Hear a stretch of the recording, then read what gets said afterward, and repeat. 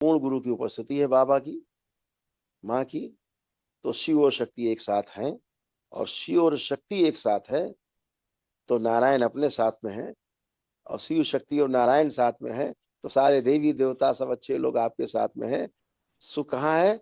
जहां हम साक्षी भाव में होते हैं, दृष्टा भाव में होते हैं, जब हम लिप्त नहीं होते किन्हीं चीजों में। और यह शक्ति आपको प्रदान करते हैं केवल और केवल शिव। अमीर वो है, समृद्ध वो है जो देख लेता है कि मेरे पास मेरी आवश्यकता से अधिक है। जब ये भाव आता है कि मेरे पास मेरी आवश्यकता से अधिक है, ये भाव समृद्धि का है।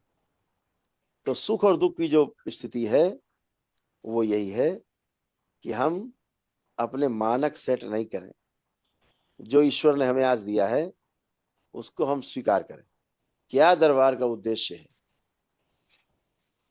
ये आने वाली 2 फरवरी बाबा जी का जब जन्मदिन होगा उसमें हो। छोटी सी घटना एग्जाम्पल के रूप में कि 2 भाई, दोनों ने सेट किया कि इस बार जो है हम 10 लाख रुपए इस साल, आप सभी लोग जो मिल करके संगठित रूप से दरबार के जो उद्देश्य हैं, दरबार की जो व्यवस्था है, लोगों तक पहुंचा रहे हैं। ये वाकई में लोगों के जीने के काम आने वाली वस्तु है। जिंदा रहने के लिए तो सभी प्रयास किए ही जाते हैं, करता ही है हर व्यक्ति अपने अपने अनुसार, और जिंदा रहता भी है, किसी न किसी प्रकार से जिंदा रहता है। वो रोजी रोटी करके किसी तरह से अपने और अपने परिवार का भरण पोषण करते ही है। लेकिन जिंदा रहने के साथ साथ जीने की जो कला है, जीने की जो विधि है, अगर वो पकड़ में आ जाए तो पूरा संसार अपने जैसा ही लगने लगता है। अगर हम सुखी और संपन्न हैं तो पूरा संसार ही सुखी और संपन्न दिखता है। तो सबसे बड़ा जो सूत्र है वह यह है कि हम सुखी कैसे रहेंगे। और उसके पहले प्रश्न उठता है कि क्या हम सुखी रहना चाहते भी हैं। उसका जो सार्वभौमिक उत्तर है, जो इसका यूनिवर्सल आंसर है, अपने से हम पूछें, चाहे संसार में किसी व्यक्ति से पूछें, बच्चे से लेके बुजुर्ग तक किसी से पूछें, तो इसका यूनिवर्सल आंसर भी है कि हाँ, हम सुखी रहना चाहते हैं। अगर इसके आगे पूछें कि क्या दूसरे भी सुखी रहना चाहते हैं, तो मेरे ख्याल से आपका आंसर यही आएगा कि हाँ बिल्कुल, जैसे मैं सुखी रहना चाहता हूं ऐसे ही संसार का प्रत्येक व्यक्ति भी सुखी रहना चाहता है। लेकिन इसके आगे का प्रश्न जो है वह भी सार्वभौमिक है कि ये जो हमारी चाहना है, जो हमारी डिजायर है, क्या हम सुखी रह पाते हैं? इसके आगे भी प्रश्न है कि हम सुखी रह पाते हैं, क्या हम टुकड़ों टुकड़ों में सुखी रह पाते हैं, कभी सुख कभी दुख, कभी सुख कभी दुख, ऐसे।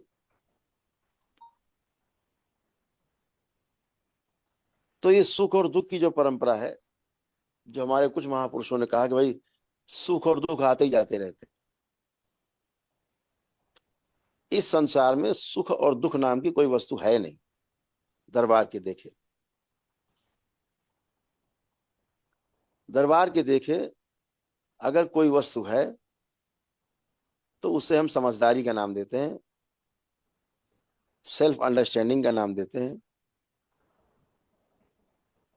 और यह समझदारी जब विकसित हो जाती है तो हम सुख और दुख दोनों से परे हो जाते हैं। सुख और दुख का जो मानक है वो सामने वाला तय नहीं करता, इसे हम स्वयं तय करते हैं। फिर उस मानक के अनुसार हम ये परिणाम पाते हैं कि आज हमें सुख हुआ कि दुख हुआ। अगर हमारे पास इसका कोई मानक ना हो तो सुख और दुख का पता नहीं लगता। तो ये मानक बनाया किसने है? यह मानक जो है ये हम सबकी स्वयं की रचना है। जिसके आधार पर हम सुख और दुख को आकलन करते रहते हैं। जैसे आपके पास मोटरसाइकिल है, आपके लिए सुख है, और जिसके पास साइकिल है, मोटरसाइकिल आज तक उसको उपलब्ध नहीं हुई, उसके लिए बहुत बड़ा उसका जो है गोल है, बहुत बड़ा सुख है। और मोटरसाइकिल अब आपका दुख बन गई है, क्योंकि पड़ोसी आपका कार ले आया है। तो अब आपकी जो कार बगल में आ गई है पड़ोस में, वो आपके दुख का कारण बन गई, क्योंकि आपने तो मानक बना रखा है कि कार हो तो वो ज्यादा बड़ा है। अभी जिसके पास साइकिल है, मोटरसाइकिल नहीं, उसने मानक बना रखा है जिसके पास मोटरसाइकिल है वो ज्यादा बड़ा है। तो आपका जो अभी का दुख है, वो नीचे जो साइकिल वाला उसका वो सुख है। जिसके पास कार है, वो बड़ी कार चाहता है कि 2-3 करोड़ की, 5 करोड़ की कार आए, रोल्स आ जाए 10 करोड़ की। तो वो जो जिसमें है वहां पे उसको दुख प्रतीत हो रहा है, उसने मानक अपना ऊपर सेट कर रखा है। इसका अर्थ ये हुआ कि हम लिप्त रहते हैं चीजों में, इसलिए हमें चीजें कम या ज्यादा दिखाई देती। अगर इसी को हम इस मानक पर सेट कर लें कि मेरी आवश्यकता कितनी है, साइकिल की आवश्यकता है, मोटरसाइकिल की है, कि कार की है, कि लग्जरी कार की है, कि हवाई जहाज की है, हेलीकॉप्टर की है, तो सेट कर लीजिए, उसके लिए प्रयास करिए, इसमें कोई आपत्ति नहीं है। दरबार ये नहीं कहता कि नहीं आप साइकिल पे चलो, दरबार कहता आप हेलीकॉप्टर खरीदो उसमें चलो, है ना। लेकिन एक मानक सेट हो जाए कि हेलीकॉप्टर के बाद ये ना हो कि नहीं साहब वो वाला हेलीकॉप्टर ले लिया, हेलीकॉप्टर खरीद लिया मान लीजिए आपने, फिर नहीं साहब वो वाला हेलीकॉप्टर ज्यादा अच्छा है जिसमें 3 इंजन है, वो पुतिन चलते हैं वो वाला मिल जाए। तो ऐसे करके हम अपने मानक को जब डिस्टर्ब करते हैं तो आप डिस्टर्ब रहते हैं।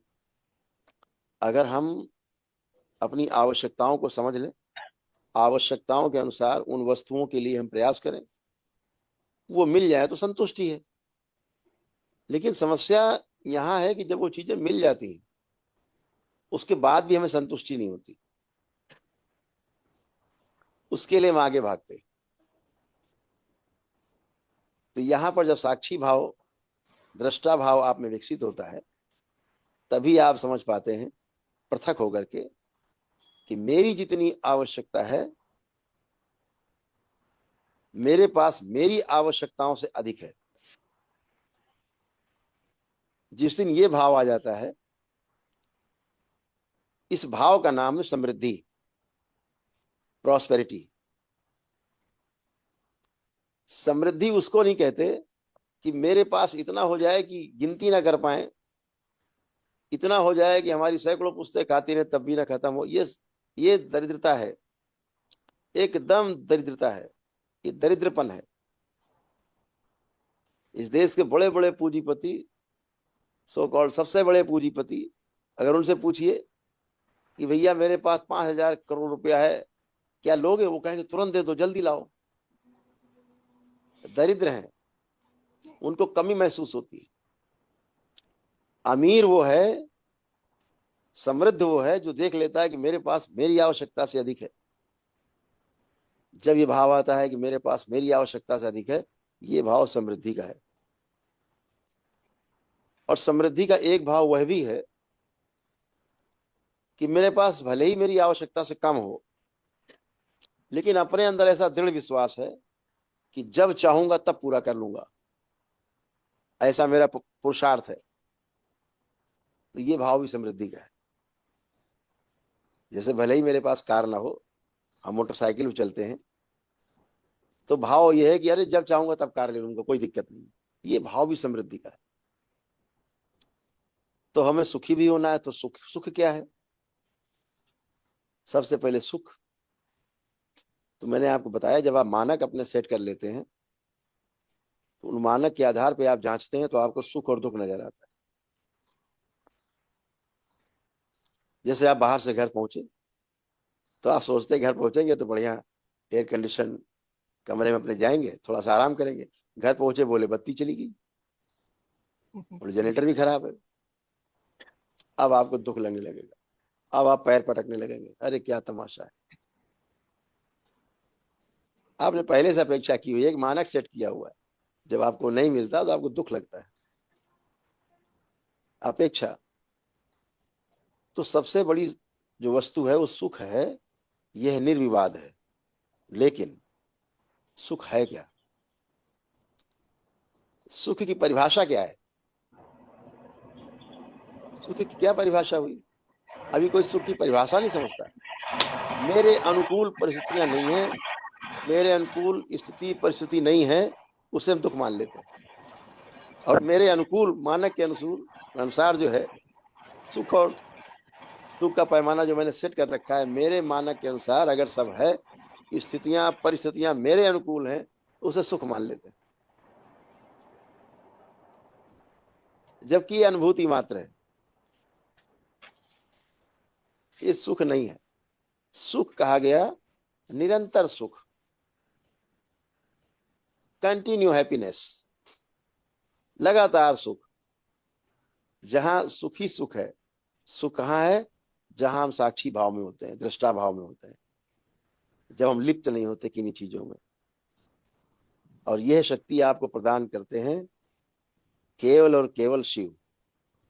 यह शक्ति शिव के पास है कि आपको इन चीजों से दृष्टा भाव में रखते हुए और आपको तमाम चीजों से दृष्टि आपकी खुली रखते हुए सही और गलत क्या है इसका भाव हमेशा आपको बना रहे।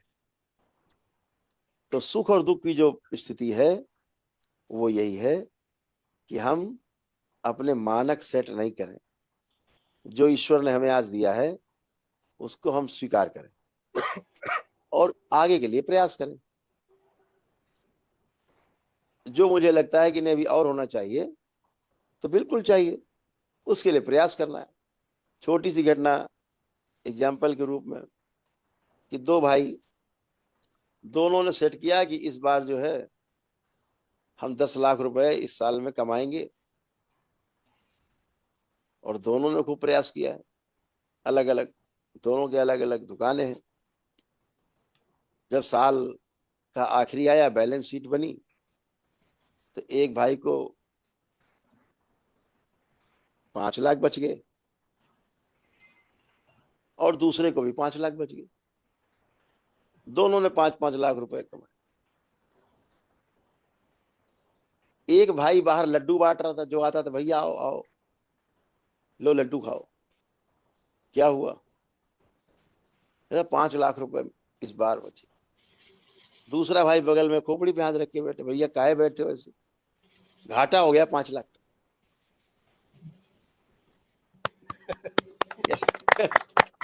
मानक सेट कर रखे। एक घाटा समझ रहा है 5 लाख का हो गया, दूसरा भाई मुनाफा समझ रहा है कि 5 लाख का हो गया। दोनों ने 5-5 लाख रुपए पैदा किए हैं बराबर, लेकिन दोनों के मानक अलग अलग। तो सुख प्राप्त करने के लिए, सुखी रहने के लिए दृष्टा भाव में जीने की आवश्यकता है। जब भी कभी लगे हम कष्ट में हैं, तुरंत दृष्टा भाव में आइए और अपने को पृथक करके अपने को देखिए। संसार को अपने से पृथक करके देखिए, लोगों को देखिए, अपने से नीचे देखिए कैसे जी रहे हैं। दोनों को देखना है, अपने से नीचे वालों को भी देखना है और अपने से ऊपर वालों को भी देखना है।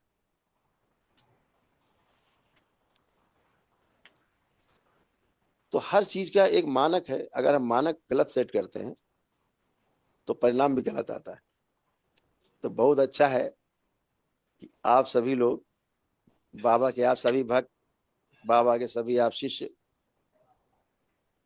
आप सभी बाबा और माँ से जुड़े हैं। बाबा हमारे मार्गदर्शक हैं, तो माँ हमारी उस मार्ग के सारे कंटक, सारे कांटे कंकड़ पत्थर दूर करती है, आपका रास्ता सुगम बनाती है। जहां आपको जाना है, जो आपका लक्ष्य है, बाबा और माँ का दोनों का आशीर्वाद आप सभी को प्राप्त है। आप सब दरबार से ऐसे ही जुड़े रह करके, दरबार में लोगों को जोड़ते हुए आगे बढ़ना है। ये कहने में मुझे कतई संकोच नहीं। ये दरबार आपका विश्वव्यापी बनना है। पूरे विश्व में फैलना है इस दरबार को। यह सुगंध पूरे विश्व में धीरे धीरे फैल रही है। और इस सुगंध को फैलाने वाले लोग कौन होते हैं पता है आपको? सकारात्मक लोगों से ज्यादा नकारात्मक लोग इस सुगंध को ज्यादा फैलाते हैं। तो जितने भी नकारात्मक लोग आए, आपके रोड़े आए, आप उनको आशीर्वाद समझना, धन्यवाद देना ईश्वर को कि आपने मेरे मार्ग में एक रोड़ा पैदा किया, धन्यवाद, एक अवसर दिया अपने स्वयं के पुरुषार्थ को जांचने के लिए। तो इनसे डरना नहीं है, डिगना नहीं है। समाज में उनका भी स्थान है, नकारात्मक लोगों का। अगर देवता है तो दानव भी हैं, देव पुरुष हैं तो दैत्य पुरुष भी हैं। बगैर दैत्यों के देवताओं का सम्मान भी नहीं होता। कैसे तय होगा कि आप देवता हैं जब तक दैत्य नहीं होंगे? तो इसलिए इनका भी सम्मान करना है। भाई बहुत धन्यवाद आपका। तो जितना भी ये नकारात्मक लोग हैं, ये आपको आगे बढ़ाते हैं। लोहार पीट पीट करके छेनी बनाता है, लोहार पीट पीट करके छुरी बनाता है, गड़ासे बनाता है, तब धारदार बनता है। पहले पिटता है। इससे कभी घबराना नहीं है। आलोचनाओं को खुले हृदय से स्वीकार करना है, दृष्टा भाव से। ये आलोचनाएं सभी की होती, जितने महापुरुष हुए हैं उनके समय में भी आलोचना होती रही है, आज भी उनकी आलोचनाएं होती हैं। तो उस आलोचना से कहीं घबराना नहीं है, उस आलोचना से कभी कदम पीछे नहीं हटाना है, अपने पथ पर चले जाना है, आगे बढ़ते जाना है। ये आलोचनाएं और ये निगेटिविटी, नकारात्मकता, ये आपको आगे बढ़ने की गति प्रदान करती है, आप में अवेयरनेस लाती है, अलर्टनेस लाती है, अपने को जांचने का अवसर देती है कि क्या हम कहीं गलत है, उसको सही करने का अवसर देती है व्यवस्था। तो इस चीज को स्वीकार भाव में लेना है। कोई भी नकारात्मक व्यक्ति है तो उसके प्रति ईर्ष्या भाव के स्थान पे सहानुभूति का भाव लाना है कि इसके अंदर कितनी गंदगी है, इसको हमें साफ करना है, ठीक करना है। तो जैसे हम हैं उसको ऐसे बनाना है, सहानुभूति का भाव। अभी क्या होता है, अभी हमारे जो नियरेस्ट हैं उनके प्रति तो हमारे अंदर सहानुभूति का भाव रहता है। जैसे परिवार के सदस्य, बच्चा है, अगर चाय लेके पानी लेके आ रहा है और गिर जाए, पानी गिर जाए, चाय गिर जाए, कप प्लेट टूट जाए, आप दौड़ करके, माँ दौड़ करके, अरे अरे अरे कहीं लगी तो नहीं, सीधे पूछती कहीं लगी तो नहीं, अरे नीचे कांच है, बचा के, हटो हटो हटो हटो। फिर उसको समझाते, बेटा ऐसे नहीं, इसको ऐसे पकड़ के ले जाते हैं, आप गलत ले जा रहे थे। उसके प्रति कौन सा भाव हुआ? सहानुभूति का, सिंपैथी। क्यों सिंपैथी क्यों आई? इसलिए आई कि हमें उसके इंटेंशन पर डाउट नहीं है। हम जान रहे हैं बच्चे से गलती हुई है, उसके अंदर समझदारी नहीं उतनी, इसलिए गिर गया। तो हम सिखाते हैं, बेटा ऐसे नहीं, ऐसे प्लेट पकड़ के चलते हैं, ऐसे सीधा रखते हैं, ऐसे ध्यान रखते हैं। यही काम आपका नौकर कर रहा हो, ठीक यही घटना घटे, उसके यहां से कप प्लेट चाय गिर जाए, तो पहला वाक्य जो निकलता है वो ये निकलता, देख के नहीं चलता। इसका दिमाग तो कहीं और लगा रहता है, हमेशा इसकी बुद्धि खराब है, हमेशा तोड़ता रहता है। क्यों? उसके प्रति भाव क्रोध का है, उसके प्रति सहानुभूति नहीं, उसे नहीं समझाते ऐसे लेके चलो। क्यों? क्योंकि हमें उसके इंटेंशन पर डाउट है कि है ही ऐसा ही बदमाश। अपने बच्चे के प्रति सहानुभूति का भाव है तो हम समझाते हैं। नौकर के प्रति क्रोध का भाव आ गया, हम उसे डांटते हैं। तो चीजों को समझना है कि हमें लोगों के प्रति भाव, सहानुभूति का लाना है, उसकी समझदारी को विकसित करना है। जो समझदारी आप में उत्पन्न हुई है वह दूसरों में बढ़ाना है, देना है, आगे बढ़ाना है। तो सहानुभूति के भाव से ही आप किसी को आगे बढ़ा सकते हैं। बच्चे को भी अगर आप सहानुभूति से, प्यार से बुलाते हैं तो आता है, अगर आप जरा सा आकड़ के बुलाओ वो मुंह फेर के चला जाता है। तो हर व्यक्ति आपसे सहानुभूति चाहता है, अगर ईर्ष्या भी करता है तो भी सहानुभूति चाहता है, आपके प्रति क्रोध करता है, गुस्सा करता है, द्वेष रखता है, तब भी वो चाहता सहानुभूति आपसे। अगर आप प्यार से बोल दीजिए बिठाइए, सब खत्म हो जाता है उसका। तो हमें चीजों को बहुत गहराई से, बहुत गंभीरता से नहीं लेना है, बहुत प्रेम से लेना है, बहुत आनंद में जीना है। जैसे अपने बच्चों के साथ हम बिहेव करते हैं, ऐसा ही बिहेव हम धीरे धीरे सब में करते जाएं, फैलते जाएं। आपका फैलाव कब हो जाएगा पूरे प्रदेश में, महाराष्ट्र पूरे राष्ट्र में फैल जाएगा। हर हर महादेव, हर हर महादेव, हर हर महादेव, हर हर महादेव, हर हर महादेव, समझने में आपको समय लगाना है और समझाने में भी समय लगाना है। मेरे अनुसार समझने में तो समय लगता है, लेकिन समझाने में समय नहीं लगता, क्योंकि अगर हम समझ गए हैं ठीक से तो हमारे आचरण में आ जाएगा। तो मेरा आचरण ही फैलेगा चारों तरफ। अगर फैलने वाली कोई वस्तु है, अपनाने वाली कोई वस्तु है, तो वो आचरण है।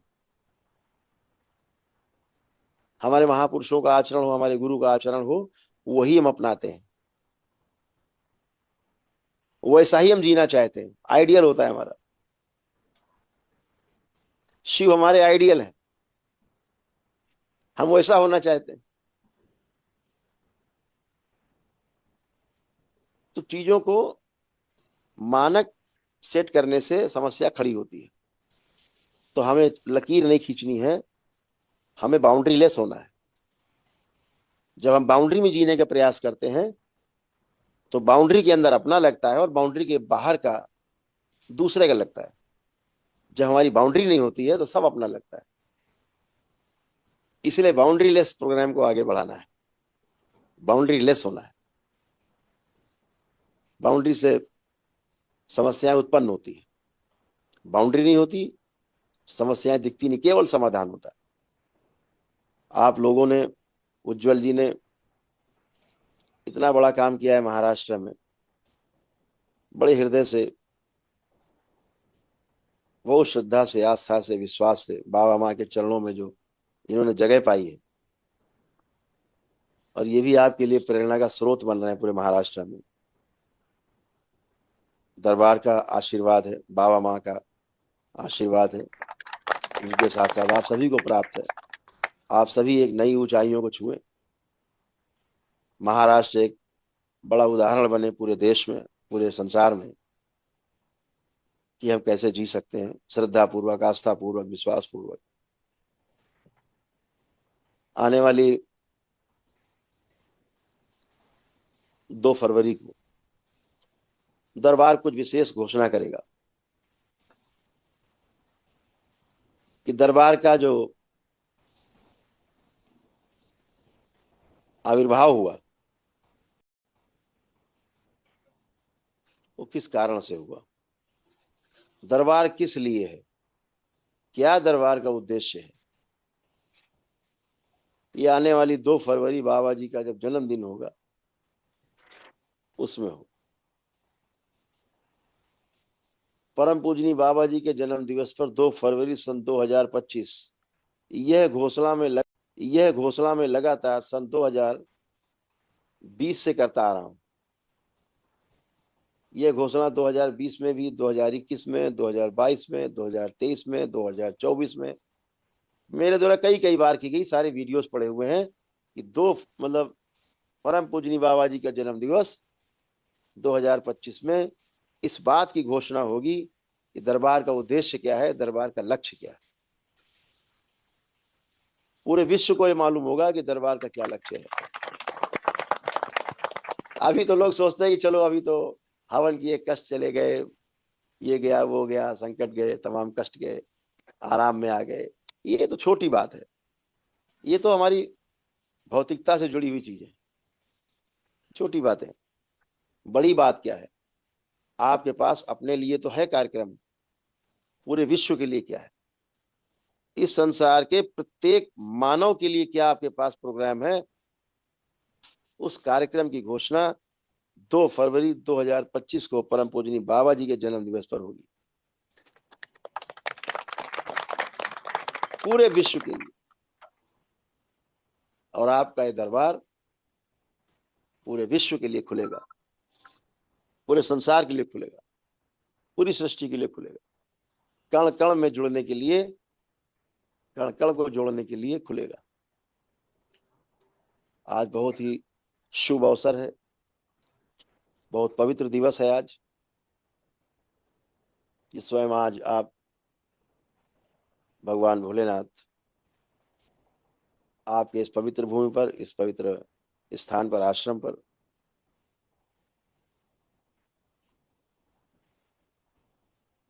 अवतरित होने जा रहे हैं। बिल्कुल यहाँ पर पूजन पाठ करने से भी आपको पूजा पाठ का वही फल प्राप्त होगा जो दरबार में पूजन पाठ से, भगवान भोलेनाथ के पूजन पाठ से आपको प्राप्त होगा। करौली शंकर महादेव की जय। हर हर महादेव। आज जो प्रतिष्ठित हो रहे हैं, पूरा दरबार यहाँ उपस्थित है। इस दरबार में जब भी कोई आएगा उसको यही प्रतीत होगा कि वो करौली शंकर महादेव धाम कानपुर में या हरिद्वार में जैसा है वो ऐसा ही है।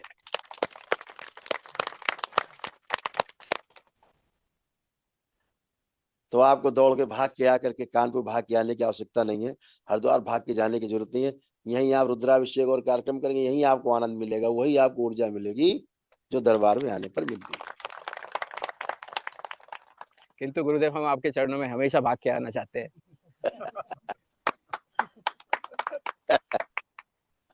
पहले हम तो खुद ही आएंगे।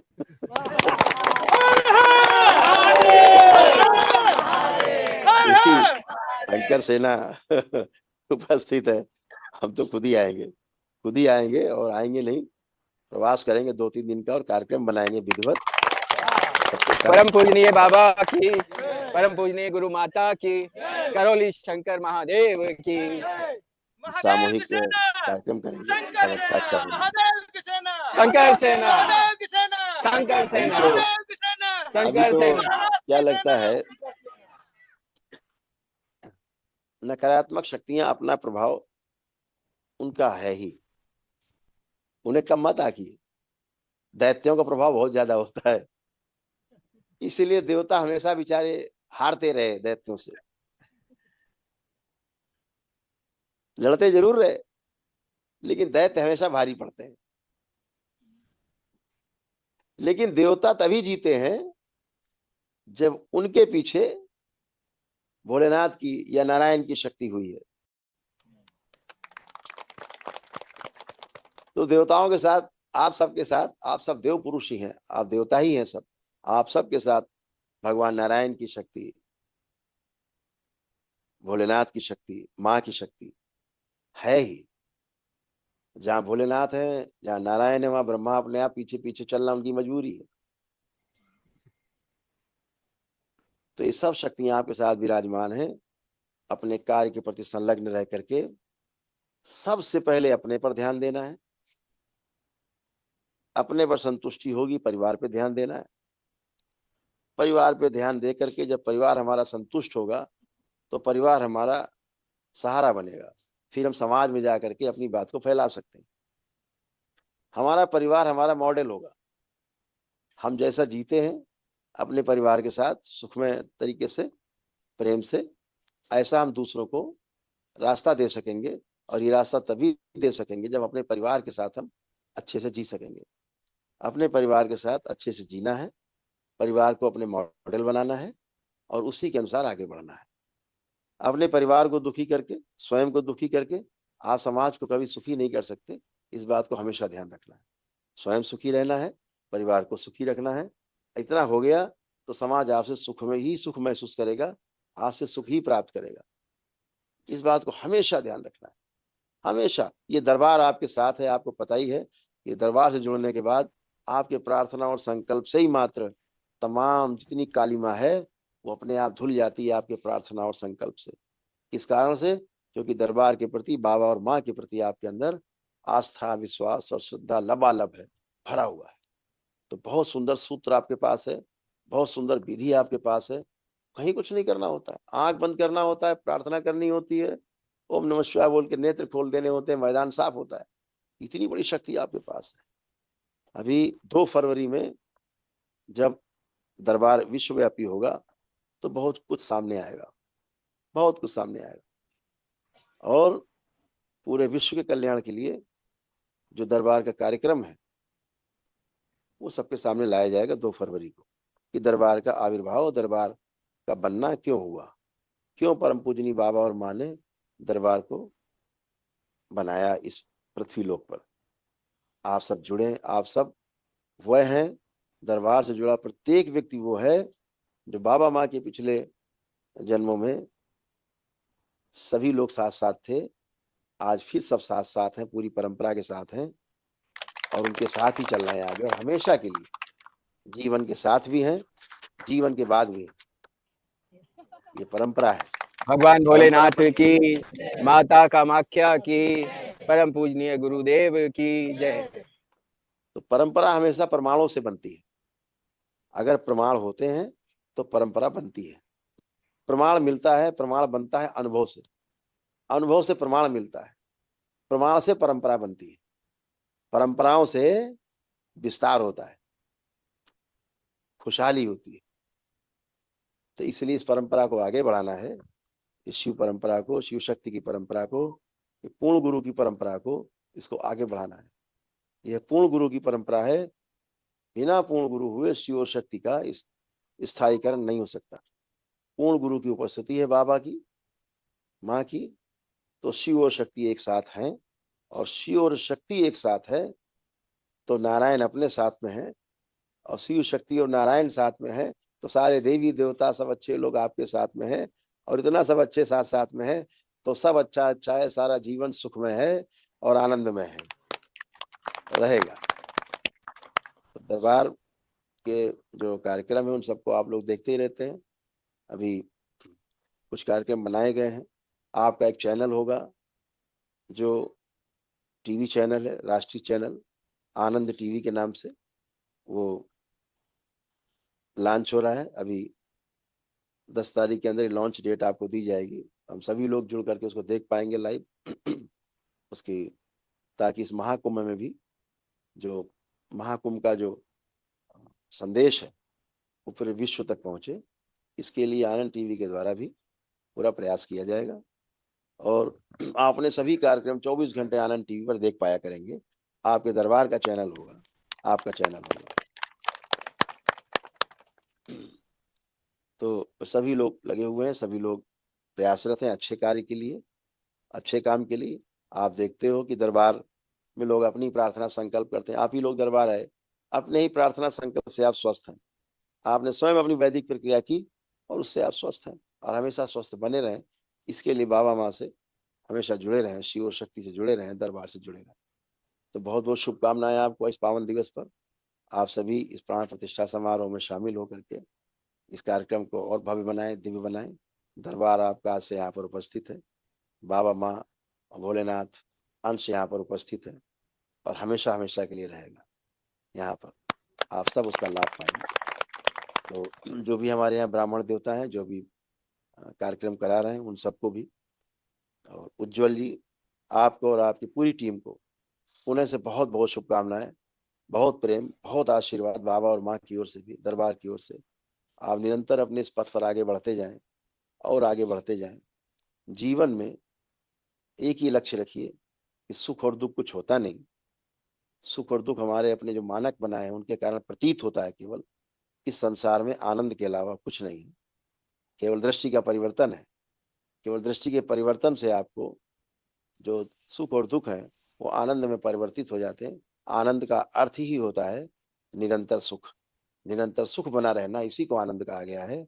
तो निरंतर सुख हमें कैसे प्राप्त हो, उसके लिए दरबार के ध्यान साधना के जो कार्यक्रम है उनमें अपने को जुड़े रहना है। दरबार बहुत जल्दी एक कार्यक्रम शुरू करने जा रहा है कि सुबह ब्रह्म मुहूर्त में पूरे देश के बाबा और माँ के भक्त हमारे साथ ध्यान और साधना नित्य प्रति कर पाएंगे अपने चैनल पर।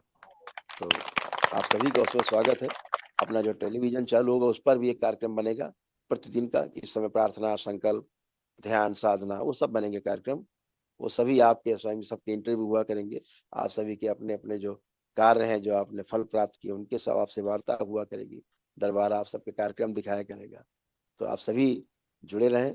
आप सभी से मेरा आग्रह है कि आप सभी लोग उज्जवल जी के नेतृत्व में शंकर सेना को भी पूरे महाराष्ट्र में फैलाएं, दरबार को पूरे महाराष्ट्र में फैलाएं और महाराष्ट्र की गूंज इतनी हो कि पूरे राष्ट्र में पता लगे कि हाँ वाकई में महाराष्ट्र है। तो जय महाराष्ट्र, जय भारत। परम पूजनीय बाबा माँ को पुनः से कोटि कोटि नमन। गुरुदेव आपको कोटि कोटि नमन और कोटि बहुत कोटि अच्छा लगा, धन्यवाद बहुत कि आपने इतना समय निकाला आप और हम लोग के लिए दिया। सारे दरबार के भक्त और शिष्य बहुत आभारी है आपके यहाँ पर आगमन से। भले ही यूट्यूब के माध्यम से और ऑनलाइन हम लोग आपके दर्शन कर पा रहे हैं, पर बहुत ज़्यादा हम लोग खुशी हैं इस विषय को लेके कि आपने अपना समय निकाला। इतनी व्यस्तता होने के बावजूद आपको गुरुदेव हम देखते हैं 1.5 घंटा 2 घंटा आप अपना समय अपने दिनचर्या को पूरा करने के लिए निकालते हैं। बाकी 23 घंटा आप सब हम लोगों के लिए परेशान होते हैं और हम लोगों को जितनी हमारी मांगने की शक्ति है उससे ज्यादा आप हमें बिना मांगे दे देते हैं। नहीं, इसमें थोड़ा सा ट्विस्ट है। जो हम 20-22 घंटा काम करते हैं, 20-22 घंटा काम करते हैं, हम आनंद लूटते हैं। और जो 2-4 घंटा अपने लिए निकालते हैं, आनंद से वंचित रह जाते हैं। तो 20-22 घंटा आनंद में रहते हैं। कोशिश है कि 24 घंटे आनंद में रहे। तो बहुत जल्दी कार्यक्रम बनाएंगे। हो सकता है हम लोग मार्च में महादेव महाराष्ट्र का कोई कार्यक्रम बनाएं, तो आपके साथ बैठ के चर्चा होगी। आप सबके साथ आपके अनुसार कार्यक्रम बनाएंगे, कम से कम 3 दिन का महाराष्ट्र में, 3-4 दिन का, और आगे कार्यक्रम को बढ़ाएंगे। बहुत बहुत शुभकामनाएं, बहुत आशीर्वाद बाबा माँ की ओर से भी आप सभी को बहुत बहुत आशीर्वाद। इस प्राण प्रतिष्ठा समारोह में आप सभी लोग शामिल हैं। यहाँ कोई नकारात्मकता नहीं है। आज के बाद से इस परिसर में जो प्रवेश करेगा उसका भूत और भविष्य अपने आप बंद हो जाएगा। केवल वर्तमान में रहेगा और वर्तमान में रह करके आनंद को प्राप्त करेगा। ये स्थान उस तरह का स्थान आज से बिल्कुल दरबार की तरह है। आप सबको बहुत बहुत शुभकामनाएं पुणे से, बहुत बहुत आशीर्वाद, बहुत बहुत प्रेम, बाबा माँ की ओर से बहुत प्रेम। हरि हर, हरि हर। कृपया दरबार के ऑफिशियल चैनल को सब्सक्राइब जरूर करें।